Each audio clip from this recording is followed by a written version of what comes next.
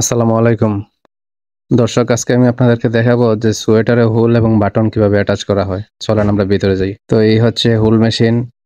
উনি হুল করতেছেন। এটা হচ্ছে সোয়েটারে হুল হচ্ছে। তো এগুলা সব এক্সপোর্টের মাল, এগুলা সব দেশের বাইরে যাবে। তো আজকে আমি আপনাদেরকে এই কাজের কিভাবে কেমনে কি একটু ধারণা দেওয়ার চেষ্টা করব। মানে কত পিস কাজ করলে কত টাকা। কারণ এই কাজগুলা কিন্তু ওনারা যে কাজ করতেছেন এটা কিন্তু বেতনে না, প্রোডাকশনে। মানে যত পিস কাজ করবেন অত পিসের টাকা পাবেন, কাজ নাই টাকা নাই এইরকম। তো এই জায়গায় এইগুলা কাজের সিস্টেমটা হচ্ছে কি, মানে এক একটা কাজের এক একটা রেট, এক একটা স্টাইলের এক একটা রেট, সব কাজ কিন্তু সমান রেট না। যেমন আপনারা এই যে সাদা বডিটা দেখলেন, তারপরে এই যে লাল কালার বডিটা দেখলেন, এটা দুইটার কিন্তু দুই রকম রেট। আবার একটু পর আরেকটা দেখাবো, ওইটার আরেক রকম রেট। তো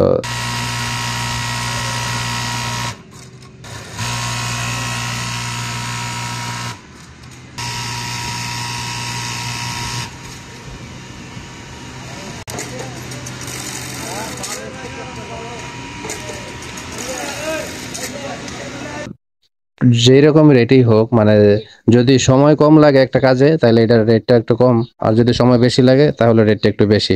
এইটাই ম্যাটার করে। আর এটা রেটটা হচ্ছে এমন, মানে এই জায়গায় একটা বডিতে 5টা করে হোল এবং 5টা করে বাটন থাকে।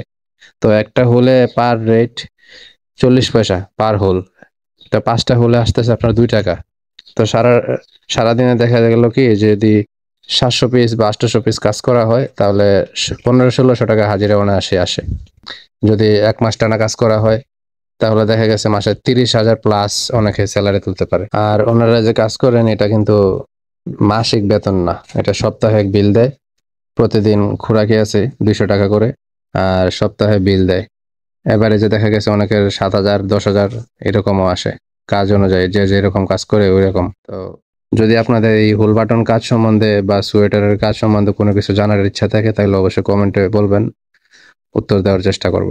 তো ভিডিওটা দেখতে থাকেন, আশা করি আপনাদের ভালো লাগবে। আর যদি এমন ভিডিও দেখতে চান আরো, তাহলে অবশ্যই কমেন্টে জানাবেন।